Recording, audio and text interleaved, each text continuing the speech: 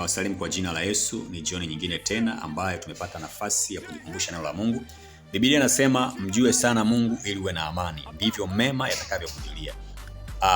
Kikubwa Mungu anataka umjue. Utakapomjua Mungu, amani itakuwa ndani ya maisha yako. Baada ya kumjua Mungu, amani itakapokuwa ndani ya maisha yako, ndipo mema yote atakapokujulia. Mema yote unayojua wewe, amani, afya, uzima, kibali kwenye biashara, kibali kwenye ndoa, kibali ofisini kwako, kibali kwenye familia yako, watoto watakuwa wanasikiliza. Ni pale utakapomjua sana Mungu ndivyo mema yatakapokujulia. Amen. Kwa Mungu anatamani watu watakao mjua sana. Mungu anatamani watu wamjue. Mungu anatamani kuona watu wanaomtambua na kumjua. Amen. Biblia inasema ule mstari wa 22 katika kitabu cha Ayubu 22:22 anasema, uyapokee tafadhali mafunzo na mafundisho yatokayo kinywani mwake, na maneno yake yakiweke moyoni mwako.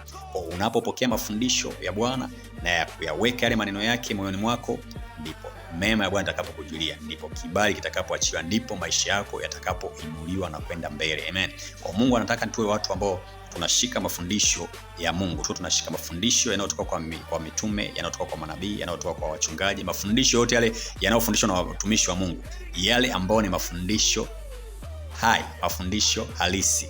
Basi hayo Mungu anataka tuyashike, tuyaweke moyoni mwetu. Tunapoweka moyoni mwetu, ndipo mema inapotujilia, amani, kibali na uchumi unainuliwa katika maisha yetu. Kwa jioni ya leo nitaomba na mtu mmoja ambaye atakuwa tayari kwa ajili ya kumjua Mungu sana. Nikuombee neema ambayo itakuwa ni ya kipekee. Mungu aachilie kibali cha wewe kutafuta kumjua, akuachilie kibali cha mema yote akaje juu yako, aachilie kibali cha wewe kushine katika biashara, kushine katika kazi, kushine katika mambo yote yale ambayo unayafanya ambayo yanampendeza Mungu na yale ambayo yanaipendeza familia yako. Uwe na jioni njema. Mungu akubariki. Usiache kushare, usiache kucomment. Pia support yako ni ya muhimu sana kwa njia ya matoleo ya sadaka. Unaweza ukatusaidia kutoa sadaka. Pia unaweza ukatusaidia pale Facebook kutuma star au ukacomment na kushare na mwenzako. Mungu akubariki sana, kwa sababu kazi ya Mungu inahitaji watu wenye moyo, na wenye moyo ndio wanao kuijenga ufalme wa Mungu. Amen.